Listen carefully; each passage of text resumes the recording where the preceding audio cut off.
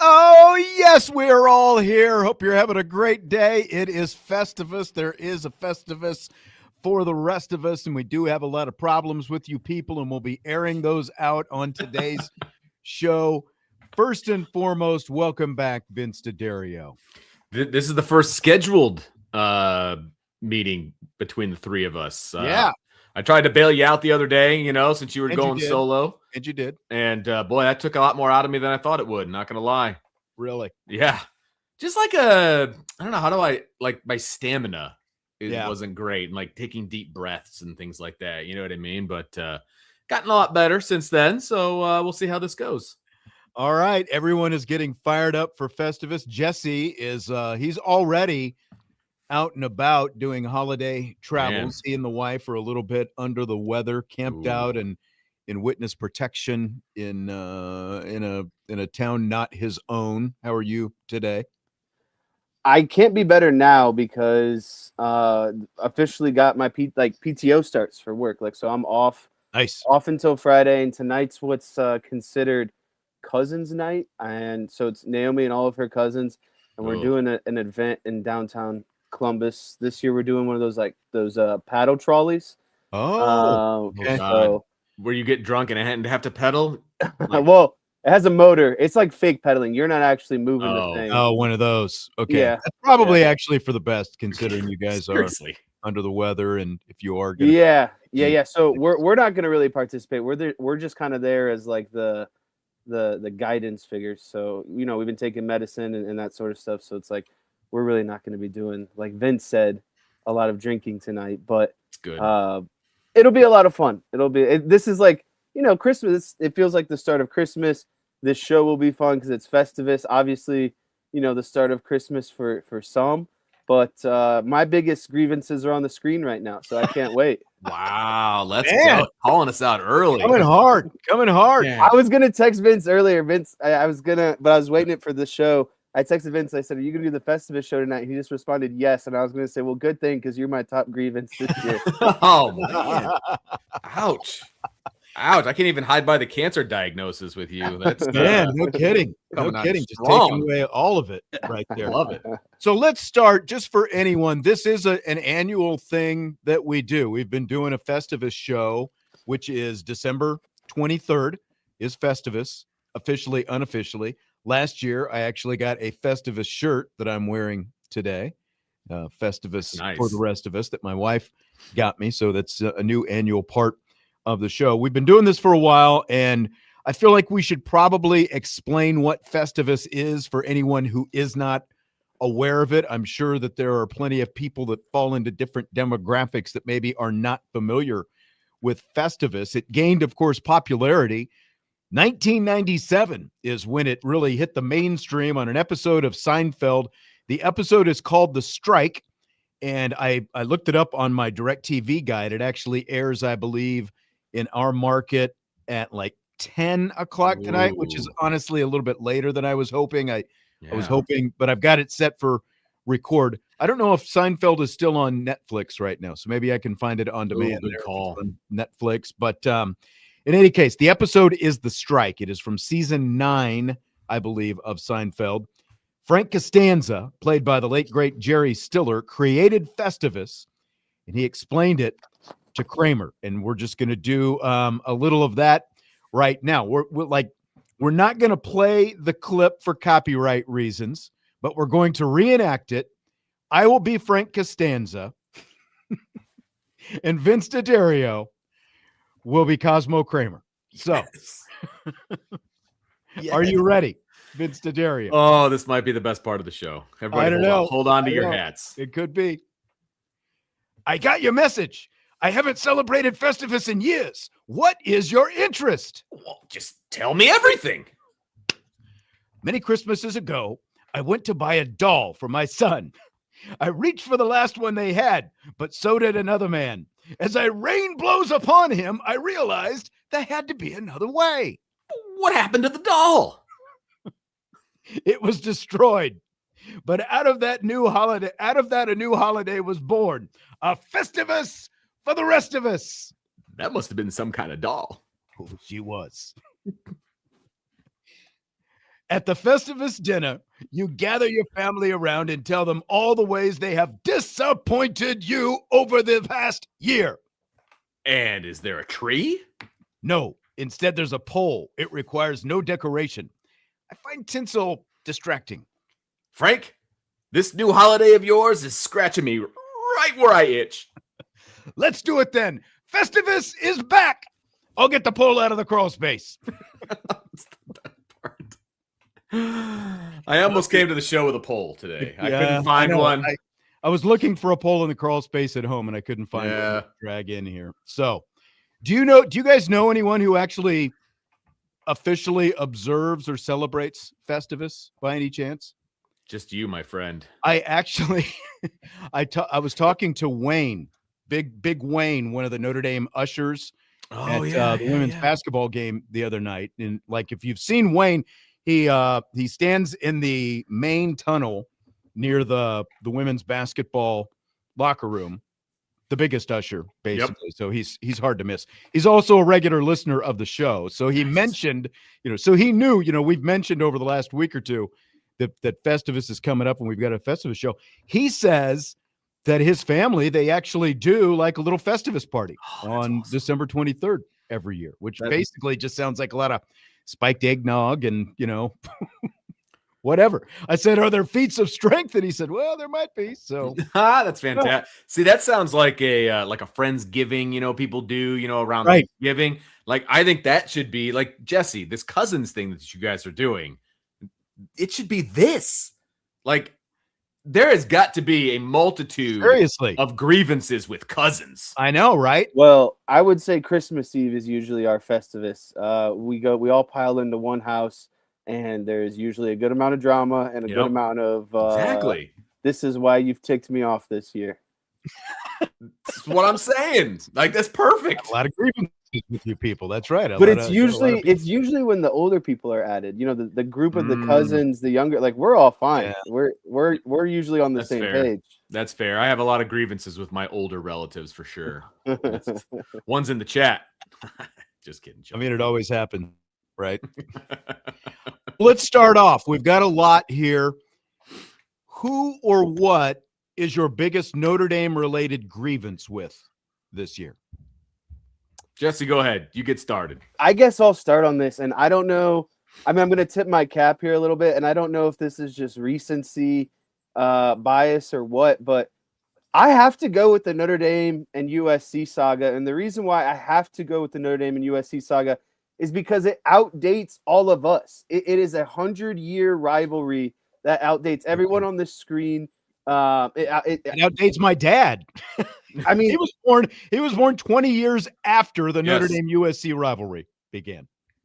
There you go. So I think there's things that are just bigger than football or the current kind of year. Like Notre Dame, did they get screwed over by the college football committee? Sure. Is everyone, getting on their pedestal and now, thinks Notre Dame has a weak strength of schedule, that they need to join a conference? Like, everyone's airing out their dirty laundry about Notre Dame right now. Like, I don't give a crap, because the part that is the most frustrating is that the things that are supposed to be staples of college football, the Red River rivalry, Army versus Navy. You can't even call it the shootout anymore. I know.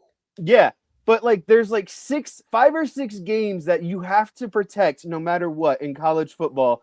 And I think the biggest part that I want to get out is, does Notre Dame have some accountability in the situation? Sure, but it's still predominantly led by USC, and the fact that USC and all these USC reporters and some of the weaker alum are coming out and putting up all these smokescreen excuses and walls about how it's Notre Dame's fault, and it's like, no, Lincoln Riley doesn't want to lose. He's getting his tail whipped, and he can't take another loss because of this big bad Big Ten schedule. But you know what? When Pete Carroll was at Notre Dame and Charlie Weiss and company were getting whipped every year by USC, it would have been very beneficial if Notre Dame just said, you know what, we're not going to play this game anymore. USC is thumping us. They're winning too many national championships. Nobody even thought of something so stupid back then. Exactly. Nobody, like the competitiveness of the game. Again, no one would have, Charlie Weiss, Bob Davie, none of them would have said, oh, we're getting beaten. Tyrone Willingham, we're getting beaten by, USC. It's time to end this and go do something else. It's just so silly. It's just so petty. It's so ridiculous. And, look, I give kudos to guys like Keyshawn Johnson and Petros Papadakis.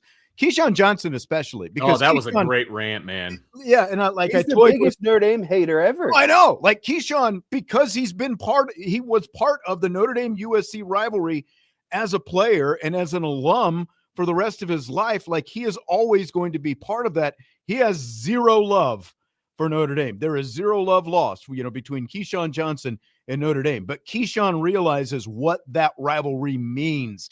And like he said, all these people are carpetbaggers. They're just Johnny-come-latelys, whether it's Lincoln Riley or Jen Cohen, the athletic director. They have no real deep-rooted connections to Notre Dame. They're going to be gone at some point. But all the alums who have come in the past, who are all still going to be alums in the future, they still want this to happen. So I give kudos to a guy like Keyshawn, who hates Notre Dame to his core, but he realizes exactly what this Notre Dame rivalry means. 100%. And I'm getting sick and tired of hearing everybody, oh, well, Notre Dame needs to join a conference and they'd understand and all this. Every single time I read that from somebody, I just turn it around. How about you become independent? Because you can't. That don't complain about Notre Dame not being in a conference because you can't do it. That's the problem. Oh, well, we can't not be in a conference, so Notre Dame should have to be in a conference.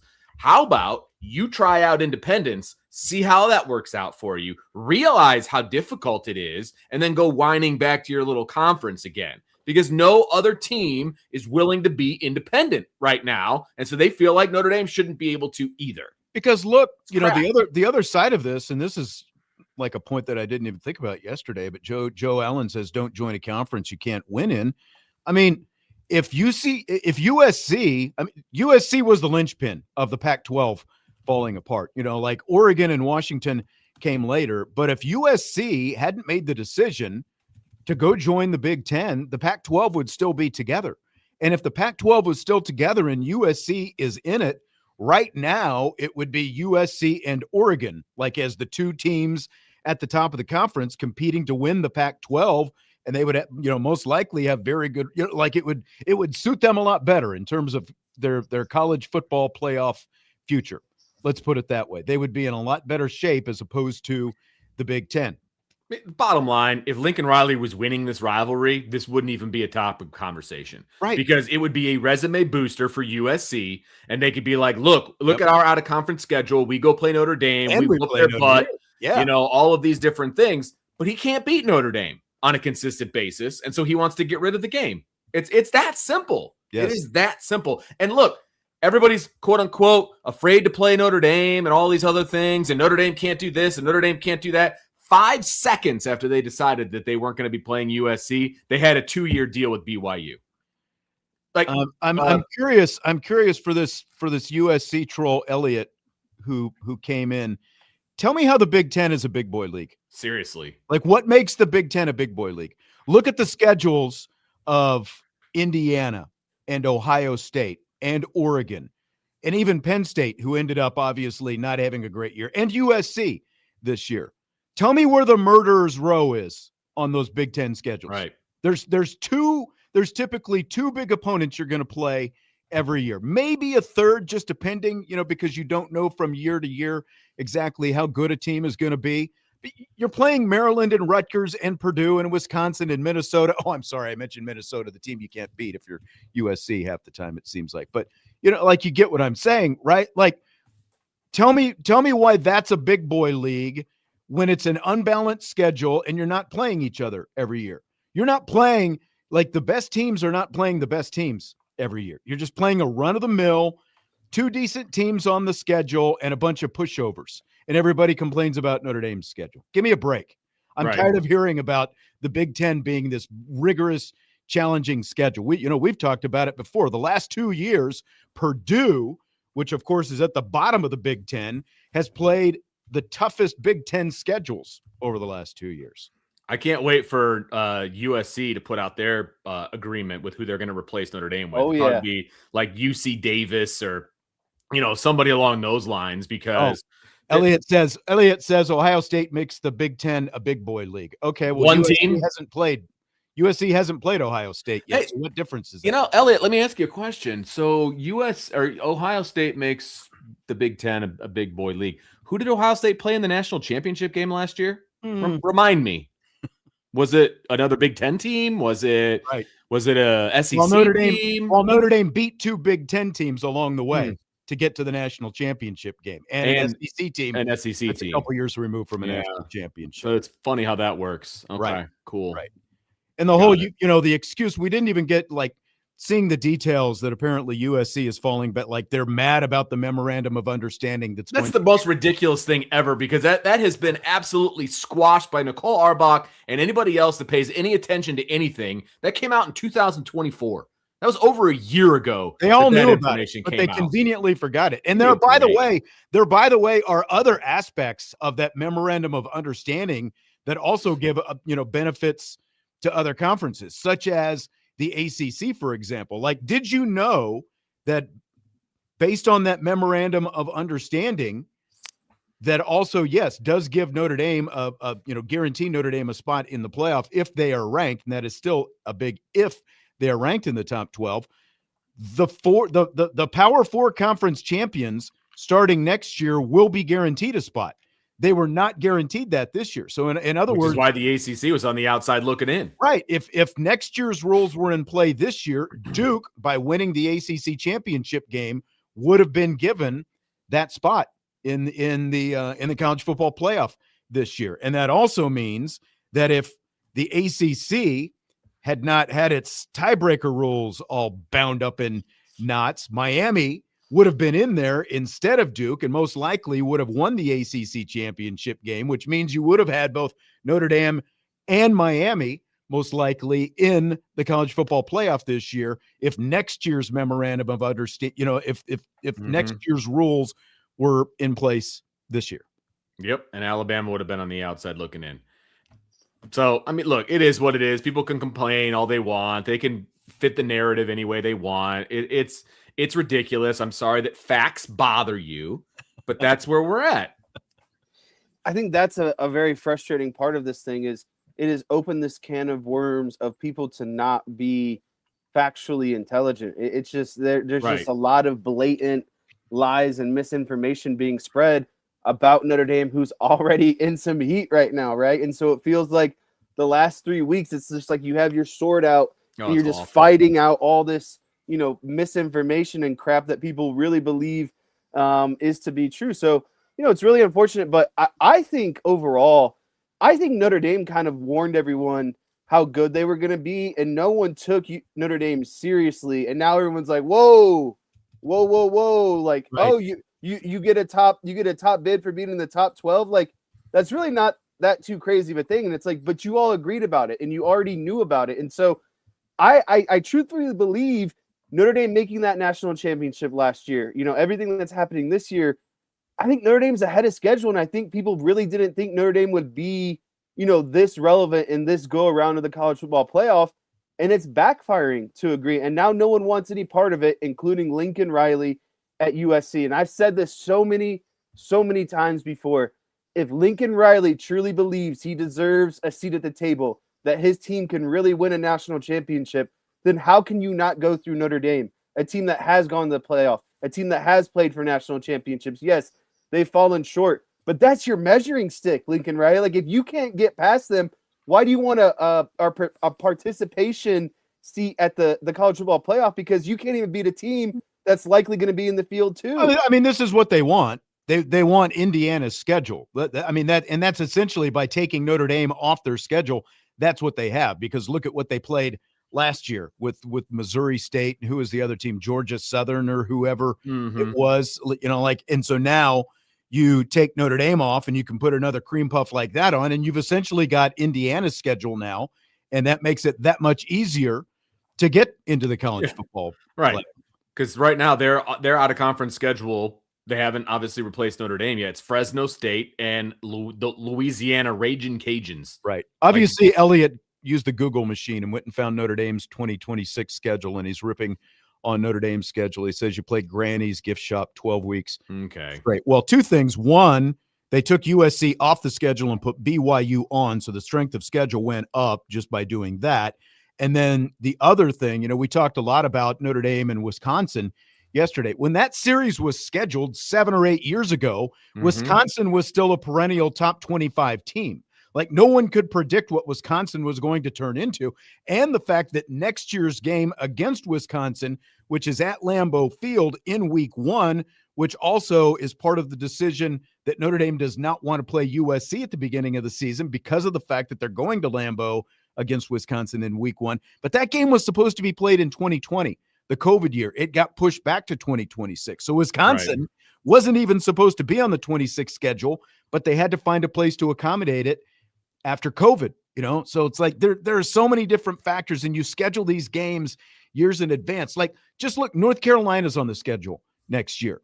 3 years ago, Drake May was the North Carolina quarterback. And look at what Drake May is doing right now with the New England Patriots in the NFL. It's you can't predict what these teams are going to do. Well, I'm looking at USC schedule. So which one of these grannies are you referring to? Fresno, Louisiana, Rutgers, UCLA, Maryland. Man, that's a real murderer's row, man. Yep.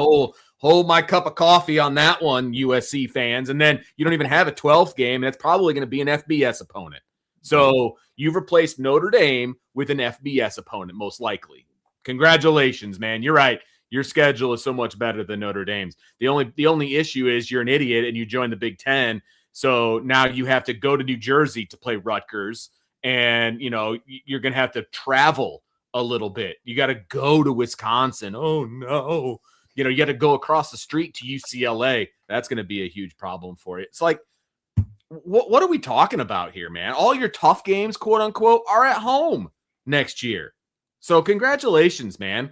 All right. You have to go to Bloomington. I mean, that's been apparently a tough place to play the last couple of years. And you got to go to Penn State. So that'll be fun for you. Then you get Ohio State at home. You get Oregon at home. You get Washington at home. So I guess we'll see how well you do. I mean, it is a little bit tougher, but it'll be their third year in the Big Ten, and that's the first time they've had a schedule like that. And again, 3 years ago, Indiana wasn't supposed to be a tough team, but they are now. It's all cyclical. It's all relative. 3 years ago, having IU on your schedule was like having Rutgers. Elliot says he's a Buckeye, and we play everyone we can. God. So stay in your lane, dude. Didn't Notre Dame and Ohio State just play 2 years ago? Like, what? You're saying Notre Dame doesn't play anybody? Just like they lost 2 close games to Ohio State and lost to them in the national championship game 3 years in a row. Give me a break. Just stay in your lane, bro. Jesse got Festivus off to a rousing start. We haven't even, like Vince and I haven't even had our chance to lob ours in there into the ring. We're going to do that when we return. Festivus continues. We got more problems with you people. Budweiser's Weekday Sports Beat with IrishBreakdown.com.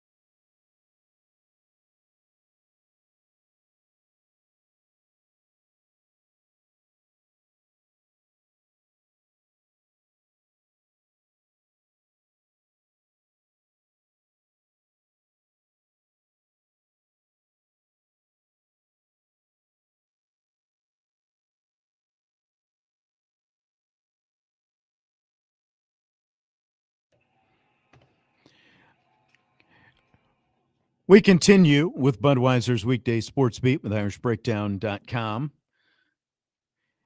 It is Festivus Day. It's a Festivus for the rest of us, and we've been airing our sports grievances. We aired one. We got caught up on that, but Josh in the YouTube chat says, my Festivus gripe is all the trolls constantly on Notre Dame podcasts spewing nonsense and non-factual comments. I think that's actually a very good one, Josh.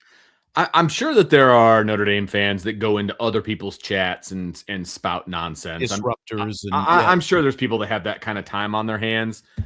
But obviously, we are on the receiving end of it most of the time, and it's really annoying. It's like, dude, go get a life, man. Like, go into your own chat, go into your own team, and just be a fan. Don't be annoying and don't be unfactual in somebody else's chat. Like, stay in your lane. It's funny that a fan of another show showed up in this show, which is titled on YouTube, "The Festivus Airing of Sports Grievances." Right. Like there was nothing other than Festivus that would bring you here, basically. Okay, Vince. So Jesse aired his out, and we talked long and hard about it. I mean, it's understandable. It just happened yesterday. So your Notre Dame related sports grievance is what? So I went a little bit more petty and not as big of as big of a topic that we can really dive into. Okay. But my grievance is the Bend uniforms. Those annoy the crap out of me, and they went out and lost to IPFW in them. So did they wear them for that game? Yeah, I believe they did. That is so specific. Still hung up on the Bend uniforms. That is all the things that has happened to Notre Dame in the last 2+ weeks. It said Notre Dame related. And so I was thinking Notre Dame like originated, like it's their fault. You know what I mean? This is their fault. This is a total money grab on their part. I won't even get into the whole like sport specific leprechauns because that's a money grab too. But the Bend uniforms are the worst because we are on a radio show in South Bend. I wish we could take some calls, but I have asked a lot of people. Nobody calls it the Bend. And if they do, it's a very, very small number of people. What is your age demographic that you talk to, though? Did you talk to any kids? Well, teenagers, number one. Teenagers, 100%. And then people in like their 20s, mid to upper 20s. So like Jesse's age range of people. And then adults that are like my age that have been or that have worked in South Bend for over 20 years. Well, I told you the only scientific data I have is the guy who works here at the station, Tyler, who produces the show when I'm gone. When you two are hosting the show together, Tyler is here. I don't know if you've ever actually seen his face because I noticed he puts up the block, video. It's like he doesn't want his video to show up in the background even. But he is probably 3 or 4 years younger than Jesse. So he's in his mid-20s. And he said, he grew up here in South Bend. And what school did he go to? Do we know what high school? I want to say Clay. So Clay he's an official Bender. Okay. Yeah. I want to say Clay. I also went to one of the area schools. Like there's more than one school. But in any case, he claims he and his friends call it the Bend. So, and they're in South Bend. That's a small sample size. And granted, my sample size is like, the White House calling, 6,000 people and getting 1,000 responses. You know what I mean? Like, I get it. I understand that. But I just, no, okay. And here's my other thing with it. Notre Dame's not in South Bend. Like, that's the other piece of it for me. You are not in South Bend. So why are you calling it the Bend? Maybe it's an effort, because there has been, like sort of some who would say that Notre Dame hasn't been as integrated in South Bend itself because it's a private school. Right. So maybe it's an effort to make more inroads in that direction. I appreciate the effort. It just seems a little money grabby to me. Okay. That's where I'm at. I told you it was petty. I think that it is. It's full petty. I warned you. Full Tom Petty. That is what it is, baby. Yeah, man.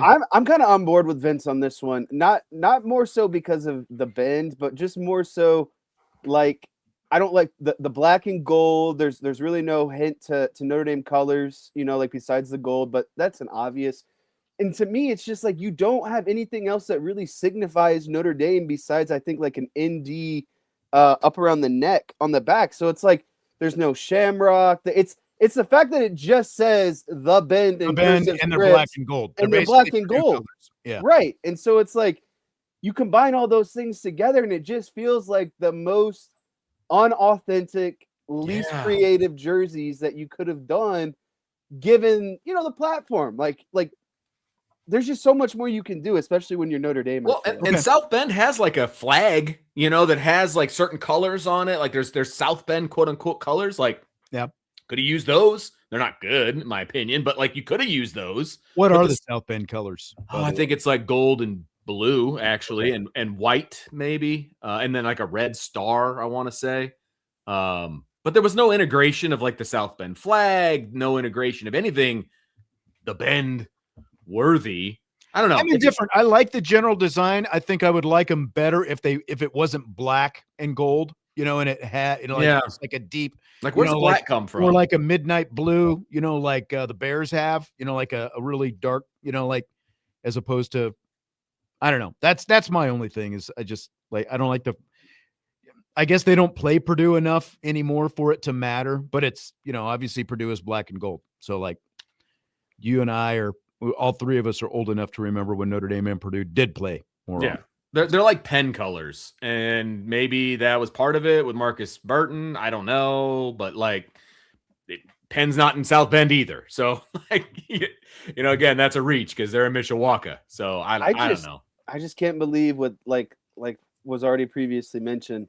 There's a lot that has happened in the last 3 weeks in Notre Dame, and Vince went. And this is what Vince comes in. Notre Dame. You gotta look at it from the way I'm looking at it, though. Notre Dame induced, like a lot of things have happened to Notre Dame. I feel like that are a Notre Dame topic, but I don't feel like Notre Dame. I was gonna say something on the lines of like, I was really annoyed that Notre Dame wasn't sticking up for themselves when they were just taking all kinds of bullets, from the ACC and from Miami and from. Not really A&M, but the situation, they're just taking all these bullets and they're just sitting there like, pew, pew, pew, just like taking them. Like that was a little annoying. That was going to be one of mine. We still have time. I'm glad we didn't lead the show with Vince's uniform. I mean, you went with a very topical, like in the moment. This all happened in like the last 24 hours. But the thing is yes. It just so happens that the Festivus show was today. Okay. I started with a precursor of it's so frustrating because college football is changing, and I get that. But there should be staples that never change. And something that outdates all of us. It outdates technology. It outdates our freaking Wi-Fi and cameras right now. Like, no matter what, Notre Dame and USC should be playing each other. And there's an athletic director and a head coach who are simply too soft and too weak to take a loss midway through the season. So they're just abandoning it. Like, I'm sorry if it happened a month ago. And they've got some USC people brainwashed enough to think that it's Notre Dame's fault. Right. Notre Dame won't play it at the start of the schedule. It's hilarious. And so now everyone's throwing around the Marcus Freeman call of I'll play anywhere, anytime. And now they're throwing that in his face. And it's like, how stupid. He didn't make the decision. He's the coach. He doesn't make the decision. He made that very clear too. If they would use the whole quote, where he's like, I really have no say in it, but I'll play anybody, anytime, anywhere. Like, no, let's lop off that front part because, he has a slight bit more say than the three of us, basically, when it comes to the schedule. Yeah. You know what I mean? But it is still ultimately the athletic director, Correct. President of the university. Like that's the level these decisions are made. Now, on the other side, it sure feels like the tail is wagging the dog down in Trojan. Now I got to listen to Colin Cowherd, Dan Wolken, like all these. All right. We'll get to that. That's later. We did a whole show on this yesterday. We only got so much real estate on Festivus. We've already talked about this. True. We don't need to backtrack.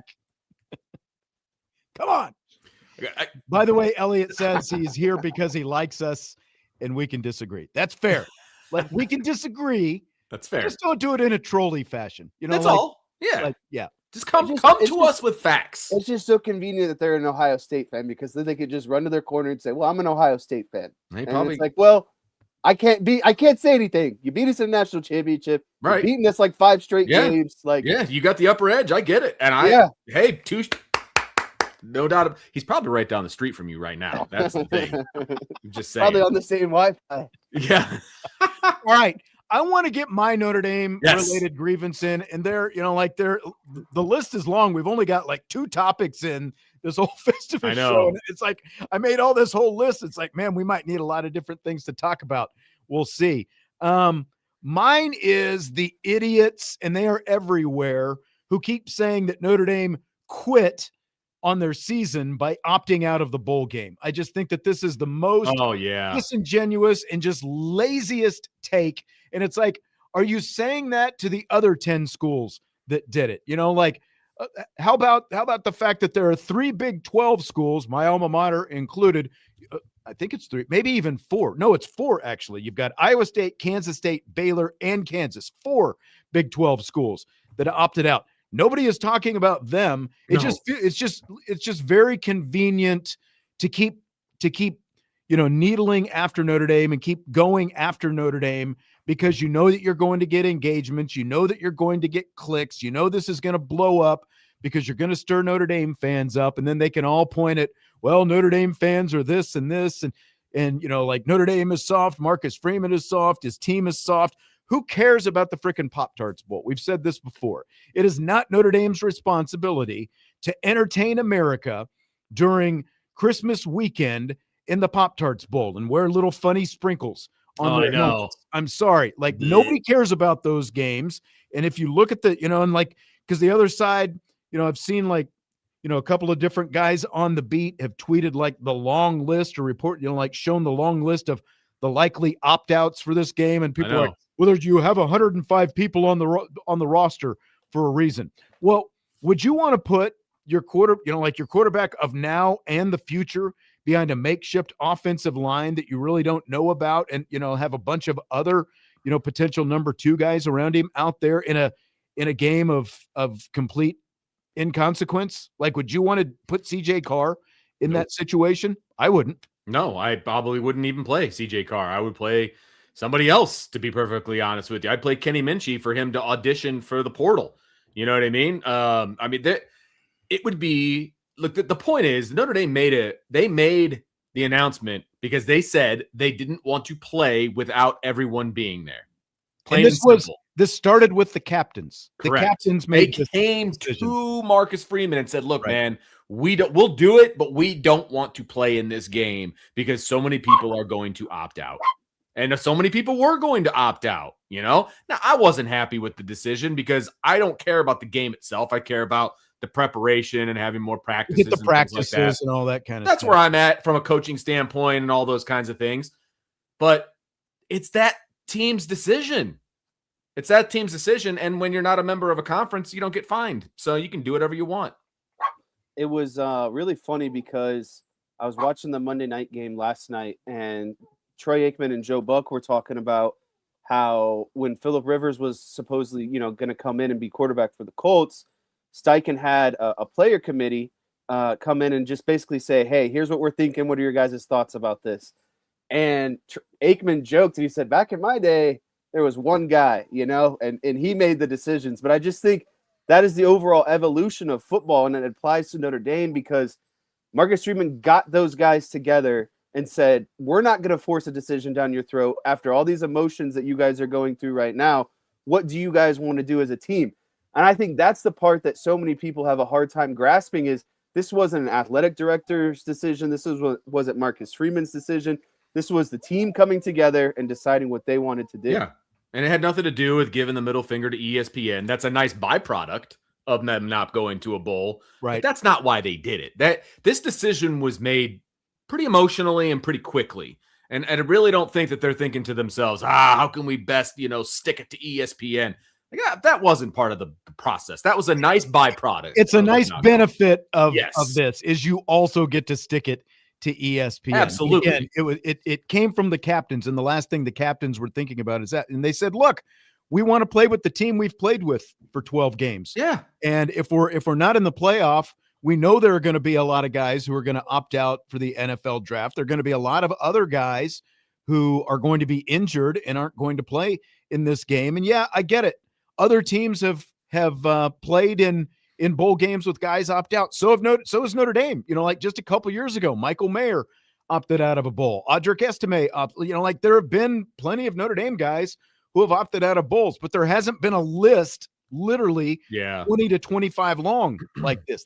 It's a big difference when 25% of your team is potentially going to opt out for either the NFL draft or injury related reasons. There's a huge difference there. And I think that like it's best for everybody. And again, why is Notre Dame the only team that people are coming after about this? 9 or 10 other teams opted out of bowl games this year as well. They decided that they weren't going to play. But Notre Dame is the only one that anyone's talking about this, because Notre Dame is the most consequential of all these teams. And again, they're the easiest target. They're total low-hanging fruit. Speaking of low-hanging fruit, I've got a couple other grievances that I'm going to go after with some guys who have been using the low-hanging fruit in an overabundance, I guess. There's a lot of topics that you sent us on the outline that we could go on for hours and hours. And it's really up to you. We can continue into the second hour with some Festivus if you want, Vince. But it's like I don't know exactly where you want to go. We can. Okay. We've got a ton more that we can potentially talk about here. All right, let's take a timeout. More Festivus coming up next. Airing of sports grievances. Budweiser's weekday sports beat with IrishBreakdown.com.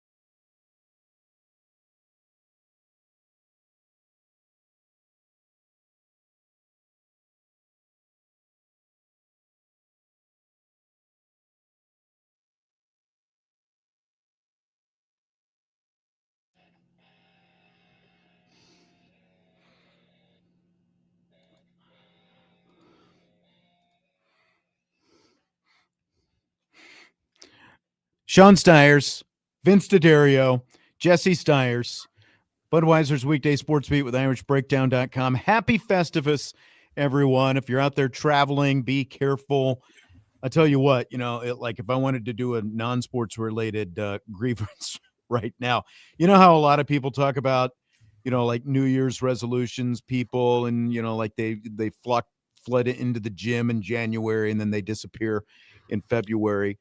Well, right now, the gym that I go to, like it's the college kids from college. Yep. They're everywhere all of a sudden right now. My son already re-upped for a month at his gym. So, yep, you're absolutely correct. You're absolutely correct. I let him into the school. Like I figured that would be okay, but he likes to go to the gym, the gym. Got to get the socialization in there. Yeah. The selfie mirror and all that. Tuco in the chat. I'm not exactly sure what this means. He says, just jumping on to say Merry Christmas to everyone, even Jesse, who took the time away from Larry's to be on his show. Ooh. Is this someone you know? Is that an inside? Is that a hangout? I feel like that's a hangout. What is that? That is our good friend, Mr. DK, and he knows his Cleveland geography very well. Oh, okay. Okay. Do you remember when we tailgated before that Browns and Cowboys game and what was across the street? That's what he's in reference to. Larry's is over there. Yeah, Larry's is over there. So interesting area. I'm guessing not a lot of good things happen at Larry's at night. No. As Vince would call it very resemblance to the torch. Why is Vince calling it that? Jeez, Salty wants to know, Jesse, if you were in a sensory deprivation chamber. I could be. And sorry, I didn't mean Vince. I meant Jory. Jory is the one. Oh, thank God. Oh, yeah. You're trying to salt my reputation here. I mean, this radio station has a reach, okay? I don't need people thinking that I frequented the joints like that. There were rumors back in the day.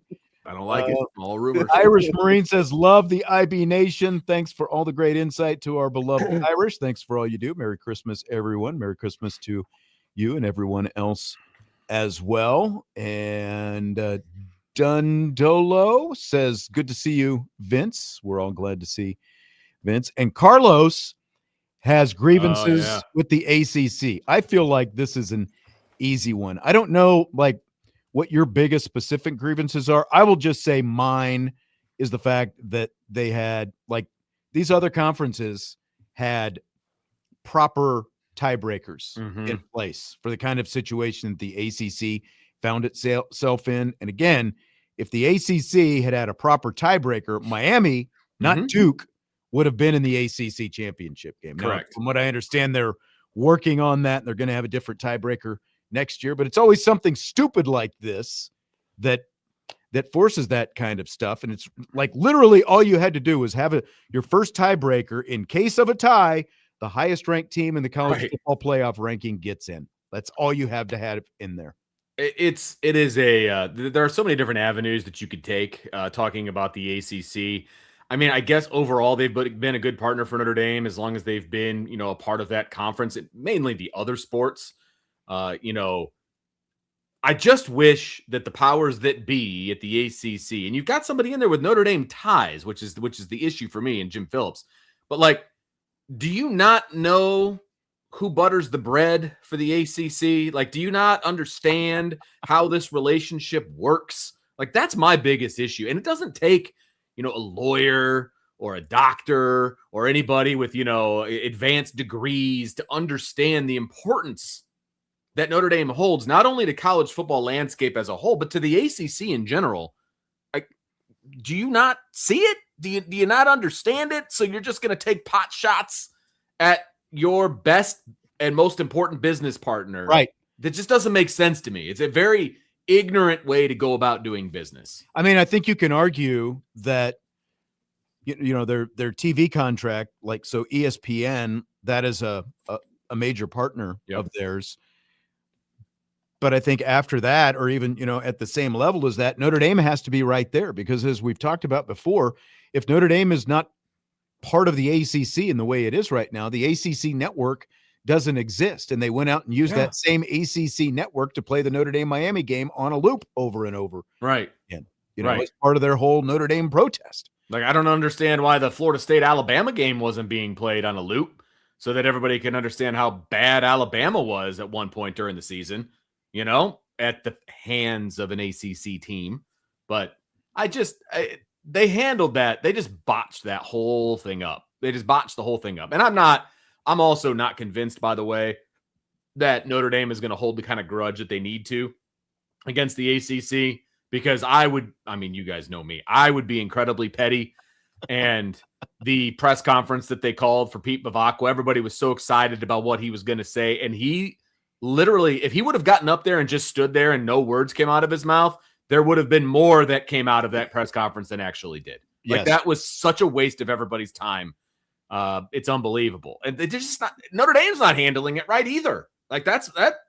I just hope that they hold a better grudge than I think that they're going to. Can you tell Vince has been bottling things up for however many for weeks as he recuperates from his kidney surgery, as he comes back? I got a lot of things to say to you people. Got a lot of grievances out there, man, and nobody here wants to listen. I hate the bend uniforms. I've got issues. Yes.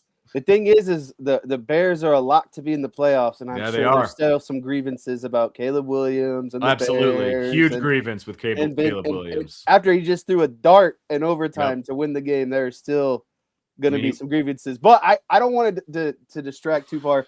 I need to get my ACC thoughts in. Go ahead. My biggest gripe with the ACC is it feels like there was at least 15 to 20 different moments along the way where they could have just been a Sweden, right? Or the Switzerland. Much more neutral. They could have been neutral this entire time. He's big on geopolitics, Vince. So. Thank God he never took my history class, because he would have at least gotten Switzerland right.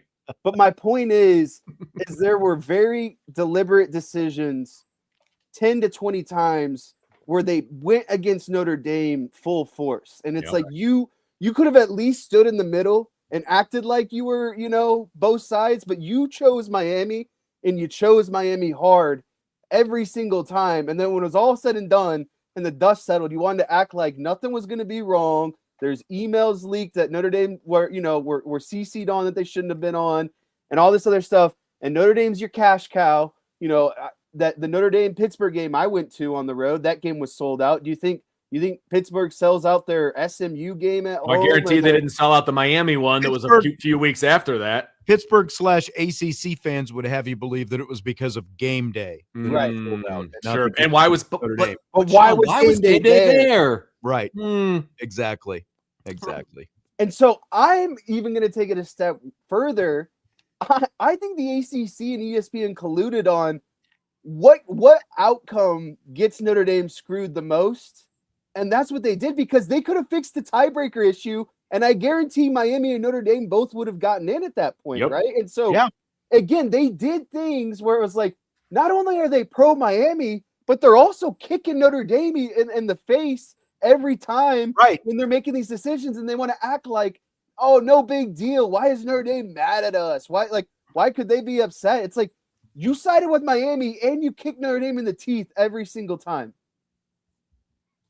That's right. You can't show up at the Christmas party and your wife is over in one corner of the room, and then there are these people over here and you start trashing your wife. Do you think that's going to go over well when it's all said and done? Seriously. Because eventually you got to get back in the car and head home. And that's exactly right. That's exactly right. And that's where the ACC is now. They've got to get in that car, and there are going to be some ramifications. I think. I hope so. Vince, I'm curious, exactly what those ramifications are, but they have to get smacked around a little bit out of this, quite honestly. I hope so. I mean, Notre Dame typically, especially, front facing to the public, they try to stay above the fray and be the nice guy as much as possible, even though it doesn't do them any good because they still get crapped on all over the place. But they need to smack it around a little bit now.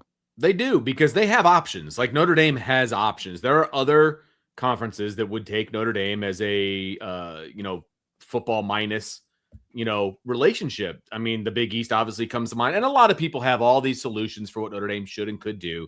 And there's all kinds of things that I'm sure they don't know about, contracts and, all of these different things. But there are things that Notre Dame can do, and they could still maintain their relationship with the ACC. That's fine. I actually have no problem with that, as long as the ACC knows what they did.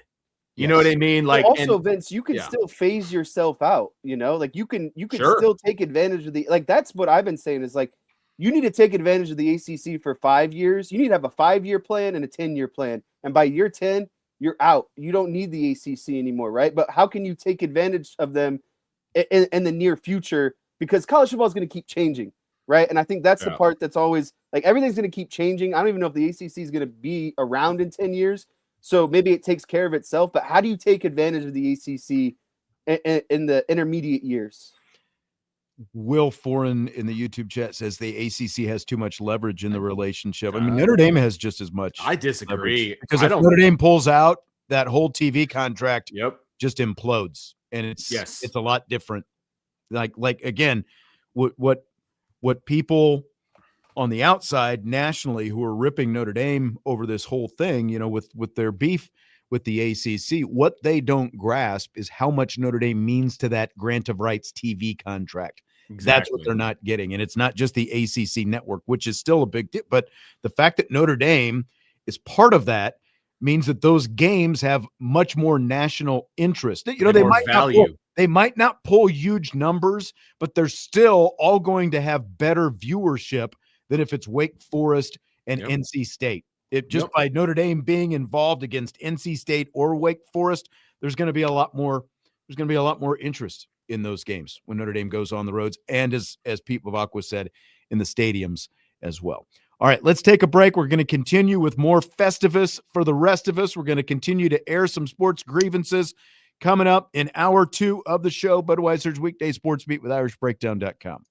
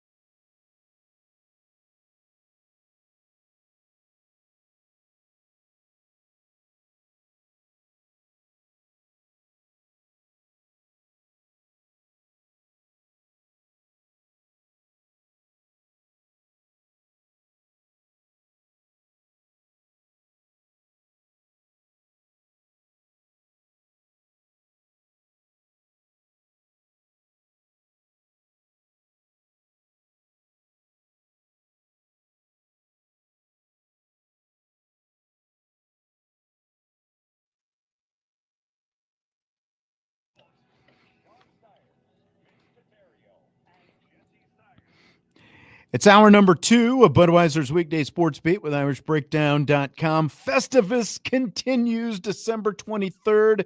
It's a Festivus for the rest of us, and we are airing our sports grievances on today's show. I tell you what, Vince, like we said at the start of the show, we do a Festivus show every year, but this feels like it's the first time in a long time that we have like a legit list of real gripes to get out.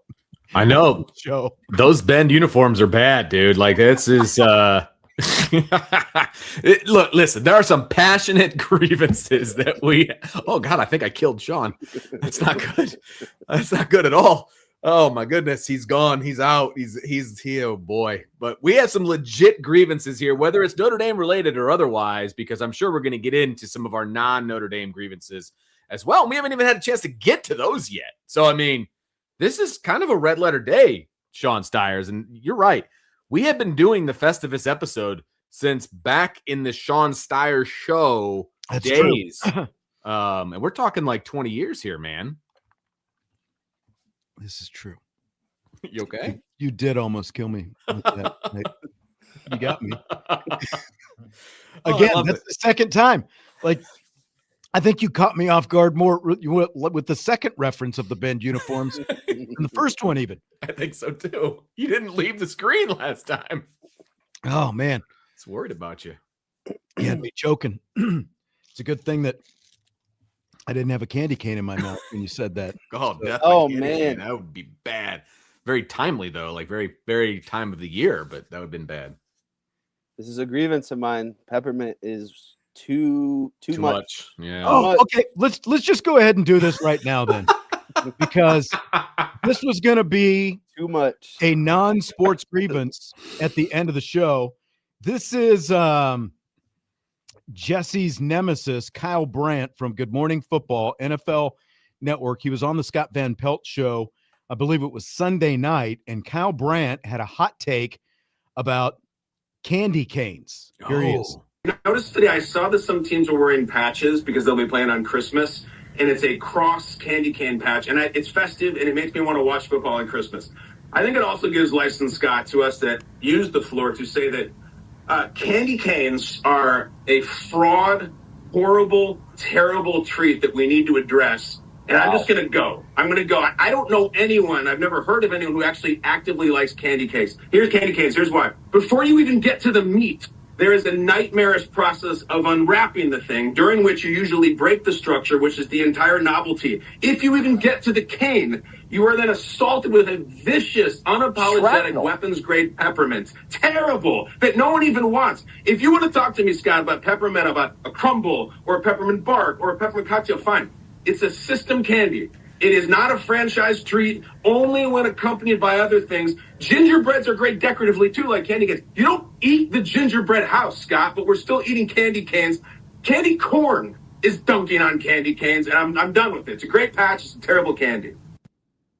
Okay, so one, like I do have to say that, like Kyle Brandt, again, Good Morning Football guy, and one of the things I love about him and the show is they will talk about other things besides just football. They drop plenty of pop culture references in there. And there was actually a segment a week or two ago where he and Manti Te'o and the other, people on the show were ripping on candy canes again. So are you guys in or out on Kyle Brandt's horrendous candy cane take? I am completely in on his fantastic candy cane take. He hit some notes. There's some points that I honestly need to add to my arsenal as well about the unwrapping. And then when you are unwrapping, you're likely to break the actual candy cane itself, right? And so now the whole thing is it's a cane, and now the cane is broken.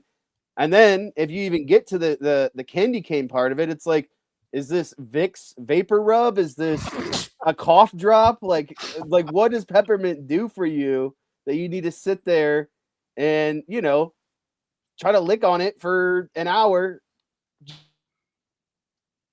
I think it's better, like you were saying, maybe like a peppermint bark, peppermint ice cream. I wouldn't eat any of these things. Like I'm not eating anything peppermint, but at least it's better if you put it in something else. Yeah, I am not a fan of candy canes, and I never have been for all of the reasons that he kind of outlined, to be perfectly honest with you. They're sticky, they're gross, they don't taste very good.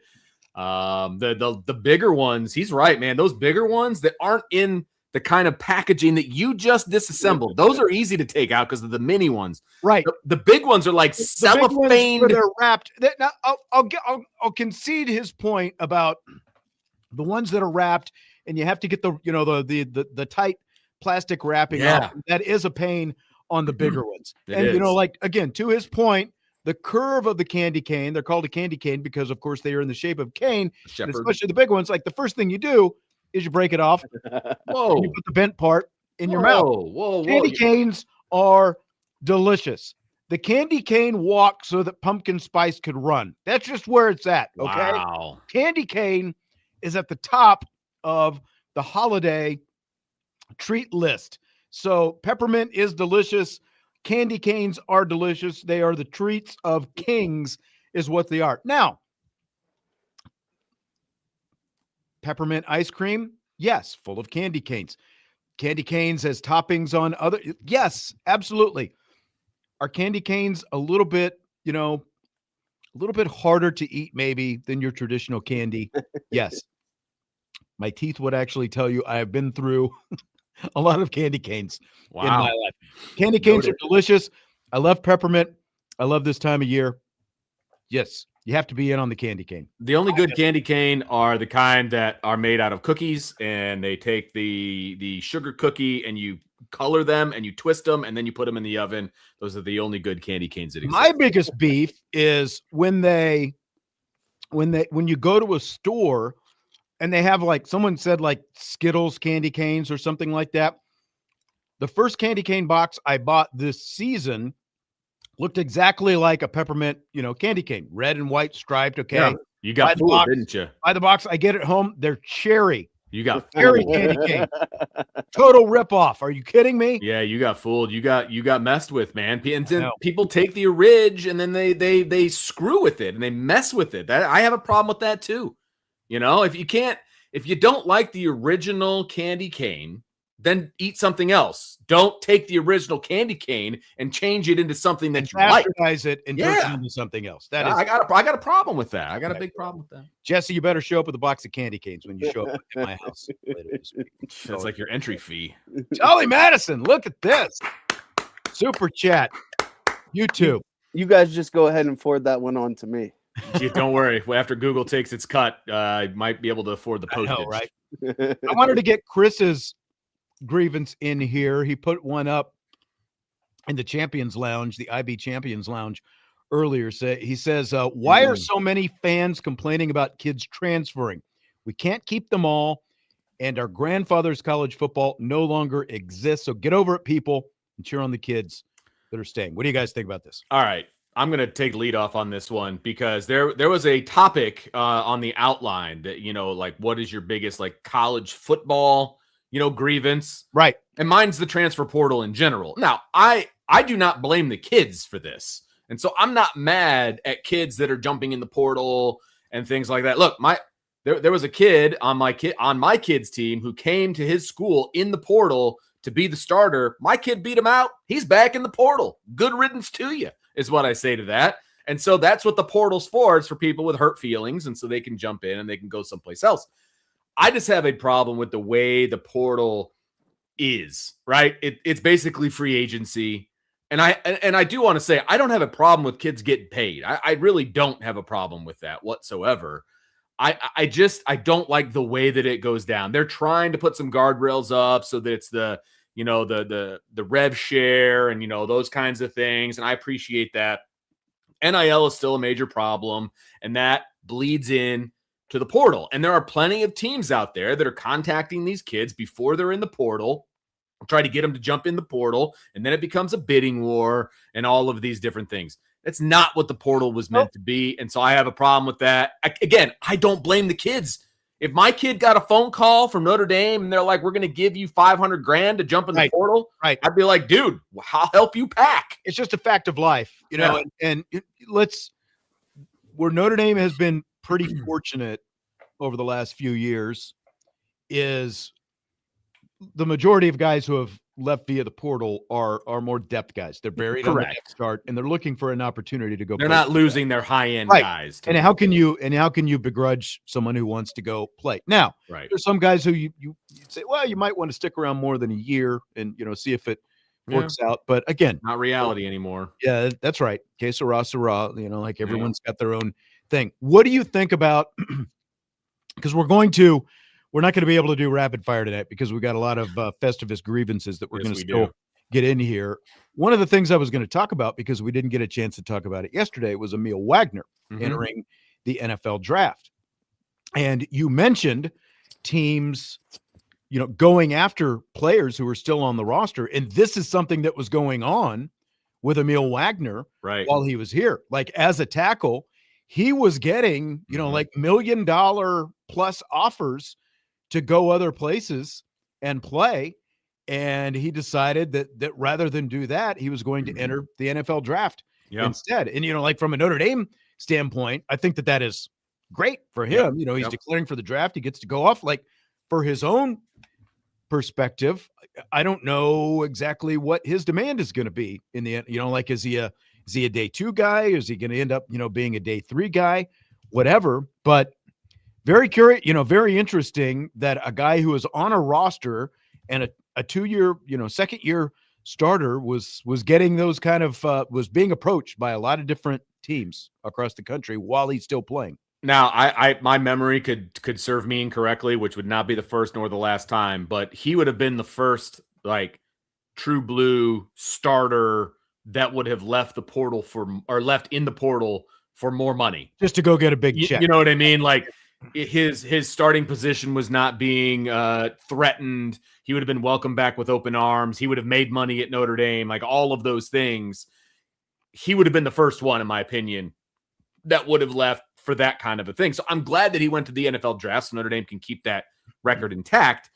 I am curious, though, because I don't know, like they send out for draft grades and all of those kinds of things. I'm very curious to hear what his draft grade was, because he feels like a day 3 guy, to be perfectly honest with you. And maybe if he has good measurements and a good combine and all of those things, maybe he sneaks into the 3rd round. What does that equal financially? I mean, he's not above average in size as a college guy, which means he's, like Emil Wagner, when he's done playing football, he's going to look like a basketball player walking around because he's had to like eat 1 million calories and, like all the workouts and everything else just to stay where he is right now, which is a biscuit under 300 pounds, So like this guy is going to be like, 260 walking around as soon as he stops playing football. Yeah. Yeah. So like 100%. He's not above average in size by any means as he goes to the NFL, and like, so how does that factor? Yeah. I'm very curious to see how this works out for him. Go ahead, Jess. I think there's a couple things in play. Where do I start? So I'll start with you guys talking about Wagner. I think that we've seen an abundance of high-end quarterbacks getting paid a lot, and their teams aren't making the playoffs, and they're taking a lot of sacks. Quarterbacks are getting hurt. And so I think this is going to be a really important draft year offensive line-wise. So I think that bodes well for Wagner. I think he's got a tremendous amount of athleticism.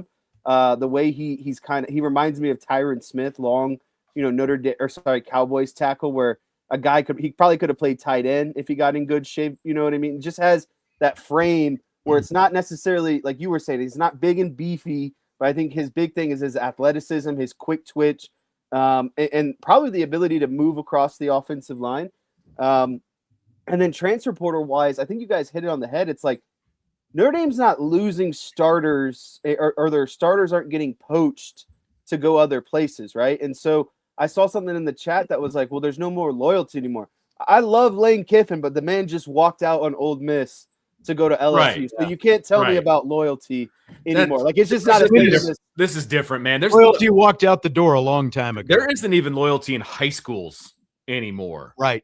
I mean, it's the fans who are the most loyal in all of this. That's what it is. And because of that loyalty as fans, and again, even like a guy like Keyshawn Johnson, who is an alum, like would Keyshawn Johnson have stayed put at USC? the whole time. Like if a guy like him had the opportunity, would he have taken a bigger paycheck to go someplace else at some point? But it's the fans who are the most loyal because they are fans of the team. Right. And they're here year after year, decade after decade. That's obviously just not the case for the players. Look, it's transactional. Like it's all transactional now. And yes, there are still guys out there that go to a school because they actually want to go to that school. And they stick it out, they get their degree, and then they leave with 2 years of eligibility. Like that's what you're seeing from Notre Dame right now, right? Guys that are leaving. So, it's just that's the world we live in. It's transactional. All right, we got to take us a break here. When we come back, we're going to air more Festivus sports grievances. That is coming up next. Budweiser's Weekday Sports Beat with IrishBreakdown.com. You two are my grievances. Mean.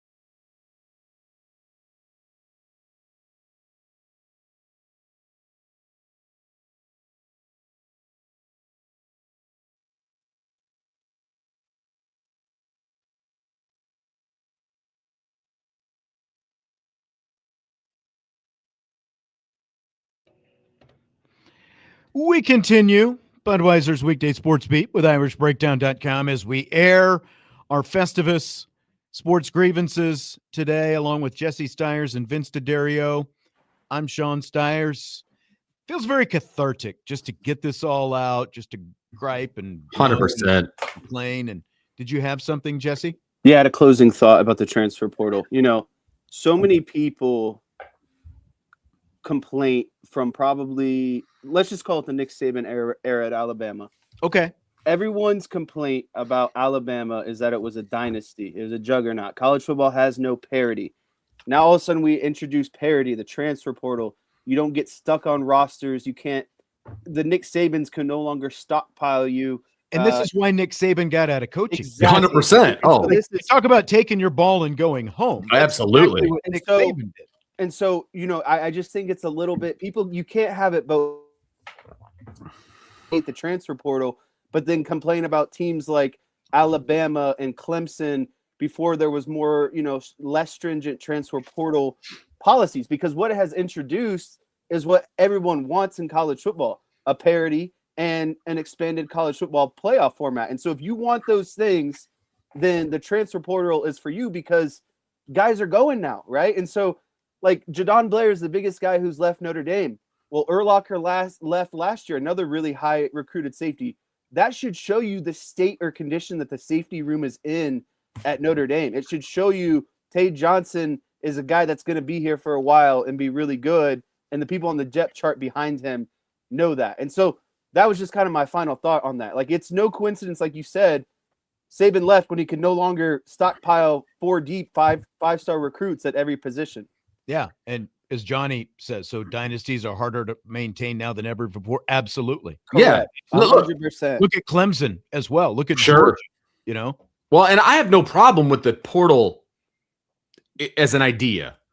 I think the execution is very poor because of the no rules and the money and just all of the backhanded backroom deals, and it's typical NCAA stuff. For sure. Nothing to, and there's been backroom deals forever, right? I mean, look at the movie Blue Chips, right? That they didn't just come up with that on their own. You know what I mean? Like it was because stuff like that has been going on for decades. Well, there's no doubt about it. Again, like Saban didn't like it when what's his name? Canadian, smacked him around when they talked about, like he got all defensive. Alabama Jones. Yeah, Alabama Jones and all that stuff. What's his name?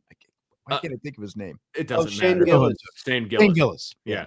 And look, I want to have my cake and eat it too. Okay. I'm okay with the portal. I'm okay with kids having options. I'm okay with kids having choices and being able to get out of what they think is a bad deal on a roster. I have no problem with that. I just don't like the way that it's being used. That's all. So like I said, I want it my way all of the way. It went from one extreme to another. Yeah, John exactly. says Saban retired because he didn't want to deal with NIL, but partly.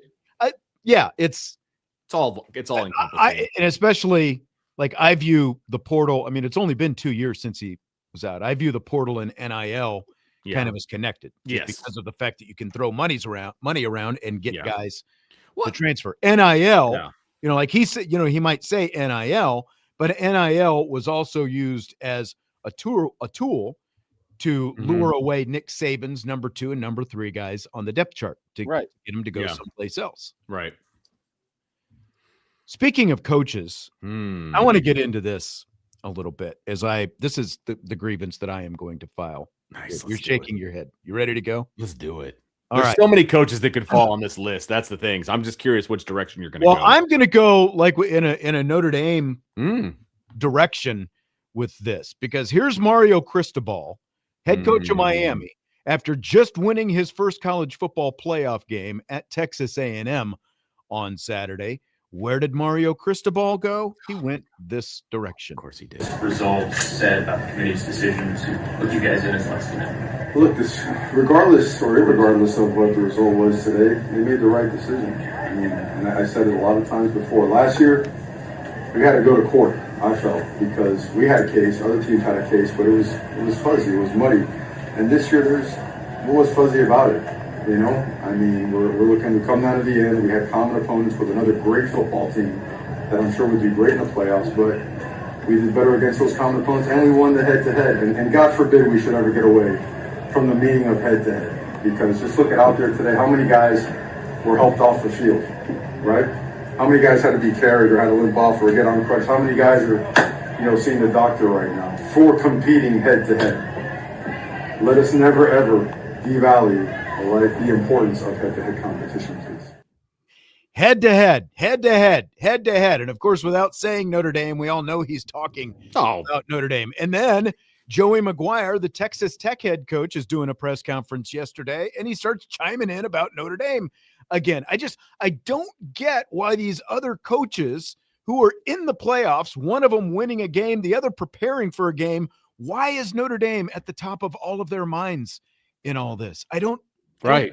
Worry about the games you're playing. Stop worrying about Notre Dame. That just tells you right there where Notre Dame resides in college football, because they're living rent-free in both of those coaches' minds. Even though they theoretically won the debate, they're in the college football playoff, and all they can do is talk about Notre Dame.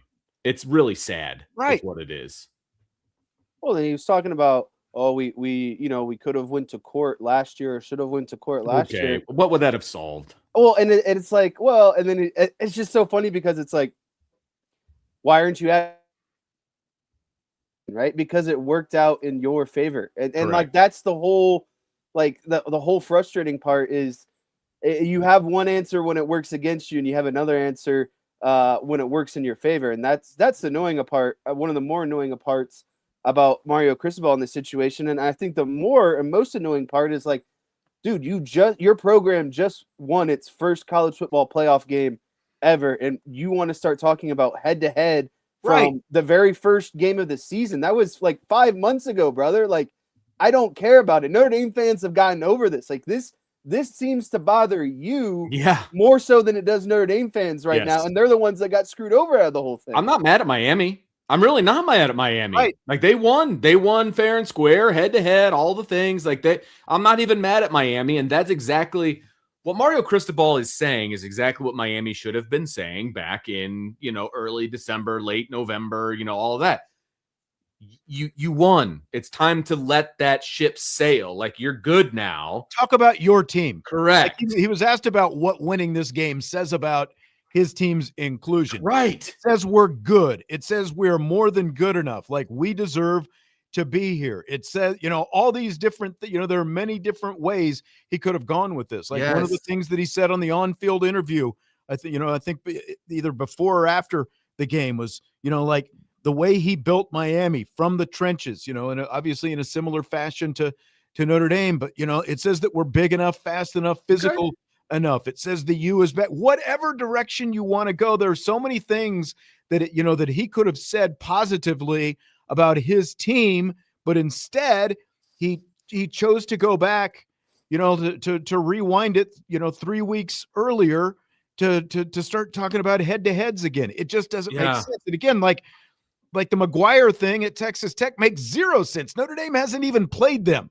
Notre Dame has zero to do with anything going on with Texas Tech, but McGuire can't get Notre Dame out of his mouth. And I don't get it. It's because he doesn't understand how to be in the public spotlight, and he's just like a bumbling idiot when he talks. So that's the issue there. Right. And look, did he ever work with Pat Narduzzi? Like, it feels, like there's got to be some connection there. Oh my gosh, it's bad. And like, Mario Cristobal is doing his best deflect and defend, because he doesn't want anybody talking about the game that he just played. Because that was one of the worst played college football games. It was ugly down to the wire. Yeah, exactly. Holy crap. It was ugly. Ugly, ugly, ugly.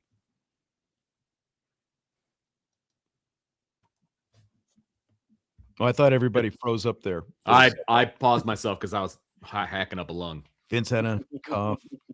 Jesse hanging on. Are there any other grievances that you guys want to get to? We've still got some time here. We've got plenty of time. Are there any specific grievances, like non-Notre Dame grievances, non the Bend uniform grievances? I will give a Notre Dame, because in the outline you asked about CFP grievances, right? Okay, go ahead. And obviously we have all, as Notre Dame fans and analysts, have had a chance to kind of take a step back and analyze it for what it is. Okay. We were all ticked off on that Sunday when Notre Dame didn't get in, and it was a thing. No doubt about it. My biggest issue is the committee knew exactly what they wanted to do. And if you were going to put Miami in over Notre Dame, and don't give me the garbage of they had to be right next to each other before you compared them, because that's absolute nonsense.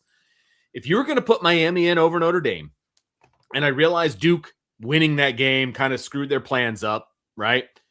But you needed to lay the groundwork ahead of time, because if they would have done that, there's a lot of things I think that would have played out differently. We all would have been like, well, yeah, no, Notre Dame's on the outside looking in. Like they've set us up for it. This is what's going to happen. We're all ready for it. They probably don't opt out of a bowl game because they've already kind of decided, what the team's going to look like and everything else. Yeah. All of those things. It's the manner in which they got to the conclusion that they did that I have a huge problem with, right? Because it was clear they knew what they wanted to do in the first place. So just do it. Do it 3 weeks ago. Do it 2 weeks ago. Do it on Tuesday before the Sunday rankings, because nothing changed between Notre Dame and Miami from Tuesday to Sunday. And yet Notre Dame fell out. Miami jumped up. It just makes absolutely no sense. And like even going back to what Cristobal was talking about there, as you compare the two teams, like he dropped in there the fact that, we had common opponents and we played close, like we played better against common opponents. Again, like completely negating to mention the fact that you left your starters in against those teams most of the time, while Notre Dame had its second and third string guys in there because they were actually developing the roster. Like there's a difference in the way that these teams were going about it. Jesse looks like he's chomping at the bit to get his point in on this. Go ahead. No, I can't wait to shift out of the non-sports grievances. I've got some funny grievances that I'm ready to get. All right. That will close the show. No, but it's just like these are wounds that I've put the bandages over. I put the Neosporin over. I've got a little bit of a scab that's getting ready to fall off. You sprinkle some candy cane on there to get the juices flowing a little bit. I tell you what, I don't like the fact, the whole Ivan Mizell controversy that came up with his book signing. But this guy is a national writer. He's on the college football playoff committee. He wrote a book about Frank Leahy, and so as a result, he recused himself whenever Notre Dame was discussed. Like, why? You didn't go to Notre Dame. Like, you don't work for Notre Dame. You wrote a book about someone who's dead, who was a coach at Notre Dame. Why the need to recuse yourself in that? It's a loose connection to Notre Dame at best. Like Hunter Yurachek has a much stronger connection to the SEC. Do you think he recused himself when any SEC team was discussed? Or do you think Mark D'Antonio recused himself when any Big Ten team was discussed? And again, like they both have much closer ties to each of those conferences than Mizell did just because he wrote a book. And like, I feel like Notre Dame going forward does need more representation of some kind on this committee, whether it's like Tim Brown, Jerome Bettis, I don't care who it is, like whatever Notre Dame. Condoleezza Rice. Yeah, Condoleezza Rice has been on there before, but like there needs to be, with a committee as big as it is, if they're going to keep the committee, being the ones who are predominantly making this decision, and they're not going to, use like computer rankings or whatever. It does feel like Notre Dame needs at least one person who does have a connection, like on that committee, because all these other conferences are represented to some extent on the committee. And I've said before as well that whoever the committee chair is should not be a sitting athletic director of a school, because I think that is a much worse, conflict of interest in that case. All right, we're going to take our final timeout, and then we are back to wrap up the airing of grievances on Festivus, the sports grievances predominantly. And I've got one last sports winner, and I know Jesse has his list of non-sports stuff that he wants to get in. So we'll do that when we wrap it up. Budweiser's Weekday Sports Beat with IrishBreakdown.com.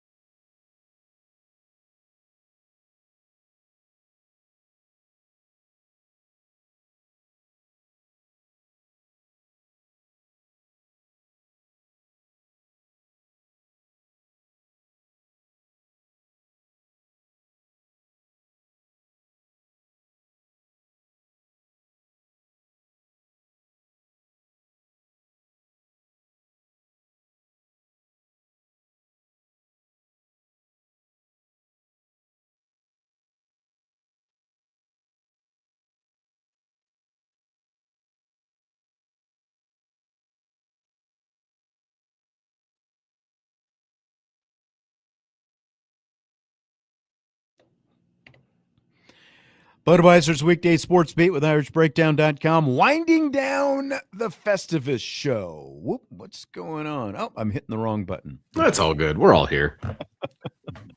Many buttons to push along with Vince DeDario and Jesse Stires. I'm Sean Stires. Before we get to the non-sports grievances, there's one that I definitely wanted to hit. Media personalities that I have with, and I would say the two biggest ones for me are Ari Wasserman and Dan Wolken. All of their anti-Notre Dame rhetoric over the past 2 weeks, it just took away to me any shred of objectivity that they might actually claim to have, because Wasserman was just relentless in all his head-to-head. And in fact, that clip of Mario Cristobal, he tweeted head-to-head. It's like he wants to be heard on the head-to-head. Okay, we get it. But he has nothing else. I haven't heard from him otherwise on social media, since Miami was put in, with the exception of that Mario Cristobal stuff. He has nothing else relevant to offer otherwise, it feels like. These are just both a couple of performative carnival barkers, like Wolken, with the whole locker room incident with Christian Gray last year. And then he starts in yesterday with the Notre Dame USC stuff, going on and on about the memorandum of understanding. And, it's like, I told you, these athletic directors, they're not going to schedule Notre Dame anymore. Well, it felt like BYU was ready to jump right on top of that. And they sure did, like, which one is it? Is nobody going to schedule Notre Dame because they're mad about the memorandum of understanding, or, are we going to see others get in line? And then, obviously Nicole Auerbach went out and refuted a lot of this garbage that he's, then Wolken accuses Notre Dame fans basically of twisting the facts, and all he's doing is omitting whatever, doesn't suit his argument as he continues to come after Notre Dame. So I just feel like it's all just very bad faith performative stuff, because again, it gets engagements. They're engagement mining on social media, and they know that Notre Dame will get them that. Going up against Notre Dame will get them that. I'll piggyback off of you. I'll take Ari Wasserman. The other one for me would be Josh Pate, which is, I think, a very common, easy name for people to put up there.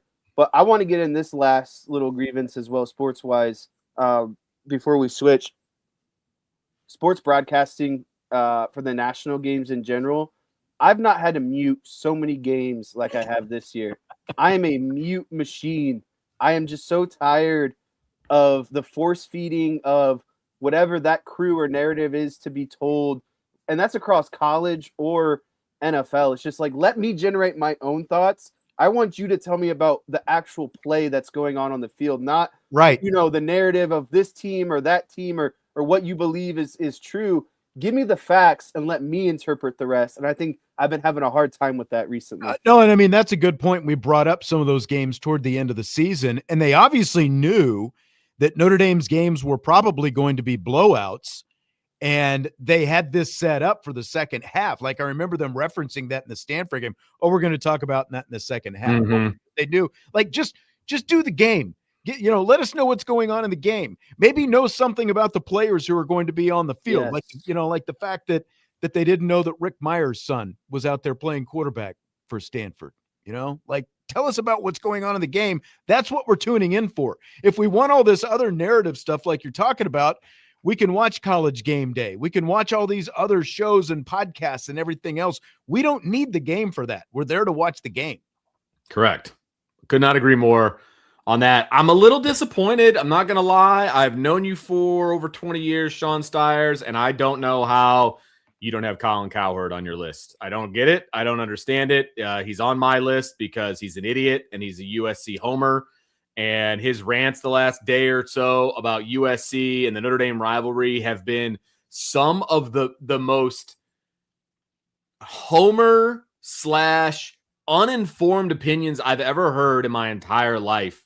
And it's getting really frustrating to listen to that nonsense. Yeah, and the problem with him is, again, like total bad faith, because he literally, and that's why I don't mention him, because that name, you've known me long enough. You should know that name doesn't come out of my lips anymore. Like, I don't even bother with it. He's on the permanent, because he will literally just say something to get you talking about him. Like, it's so that's bad. the only reason. Like, I don't even think he believes half of the stuff that he says about USC in this. It's so bad. I mean, USC hasn't been a topic of conversation since the middle 2000s, and yet he tries to keep them relevant. I mean, it's embarrassing is what it is. And every rant that he's had about Notre Dame USC has been embarrassing. I agree. All right, Jesse, non-sports grievances. I'm curious where you're going here. This is good. This is good. This one's going to hit right at home. I got to start hot and heavy. Let me check and make sure no one's around right now. Dude, don't suck us into family drama. Don't get yourself in a big hole here. You've got a lot of holiday traveling to do. Sick wives are the most stubborn people I have ever met in the entire world. I need to run through a quick scenario here real quick just to prove this point. Man. All Sunday, I take my wife to urgent care. I sit in the waiting room for over an hour. People are just hacking their lungs, getting their germs all over me. Then I take her to get her medicine. I get her food and Gatorades and everything she needs. And then we get home and I'm like, honey, we went through all this. Why haven't you taken your medicine yet? Like, we've been home. We have your medicine. Why are you not taking your medicine? Well, the doctor told me I can't take it unless I eat. I said, okay, well, I got you food. Why don't you go eat some of that food? Well, I'm not very hungry. And then an hour later starts crying because she's so sick and can't stop coughing. And I just come back to, have you taken any of the medicine yet? Are you drinking any water? Are we taking any cough drops? If you're sick, you're probably not going to have much of an appetite, but you've got to take the medicine. And so we're just sitting there, and I get it. No one wants to be sick, but we're crying about how sick we are, but we're doing nothing. I realize by going down this road, Jesse, you're conceding that she does not watch or listen to the show. But do any of your friends it'll get back to her who are going to interact with her watch or listen to the show? Because get back to her. We're going down a pretty slippery slope right now for someone who's only been married for 2+ months. Seriously, that's rough. I think I'm in the clear. I had to get that one out, dude. That's while like there was still time. That's like the best friend in a horror flick being like, I think we're safe. Yeah, like, that's right. Here comes the chainsaw. That's right. So, and then my other grievance would be there's more. How my back feels during holiday travels. I'm going to sleep in like 5 different beds, and my back is already in shreds and shambles. Yeah. That's fair. I don't take my meds with food either. Like, even if it says take it with food, you just got to suck it up, and you got to take it if you're sick enough. Well, and that's I try suggesting that, and she just becomes a doctor. I've never met someone who's become overnight doctor. We've got less than a minute and a half here, Vince. Do you have anything? No, I'm just gonna say that I've been on the shelf for about a week and a half now. My wife's been amazing. So there you go. She takes care of me. There you go. Amazing. You had cancer. I would hope so. Hey, I got to put it out there, man. That's right. Jesse went down a completely unexpected road, but mine was just like, when I'm like typing the show out and I type like an uncommon name like Cannell or Yormark or whatever, I'm tired of autocorrect correcting those and changing it to like earmark, and I've got to retype it 5 times. Yeah, because autocorrect doesn't recognize the uncommon name that I'm trying to type. That's one of the things that ticks me off the most. The other is if I'm at a stoplight and there's a car next to a semi truck and we're at a stoplight and you can't accelerate enough to get ahead of the semi, you don't deserve to be on the road. Get off the road. That's where I'm going. I got one quick one. Real quick. Teenagers. That's my other job. Teenagers is a huge grievance of mine. All right. Merry Christmas, Happy Hanukkah, Happy Merry Kwanzaa, whatever you celebrate. Happy holidays. Have fun with it. Happy holidays. Have a good time. Safe travels. We will not be back the rest of the week. You guys will be here next Monday, and then that'll basically be it with all the holidays. So I've got a basketball game. I've got 3 games next week, so I'm going to be out and about. Vince, great to have you back. Jesse, great to see you. See you guys in a couple of days. Hopefully you're still alive when you get here, and your wife is feeling better. Bad move. Have a great Christmas. We'll talk to you at some point. Budweiser's Weekday Sports Beat with IrishBreakdown.com. Happy Festivus, everybody. Woo! Oh, Jesse gone.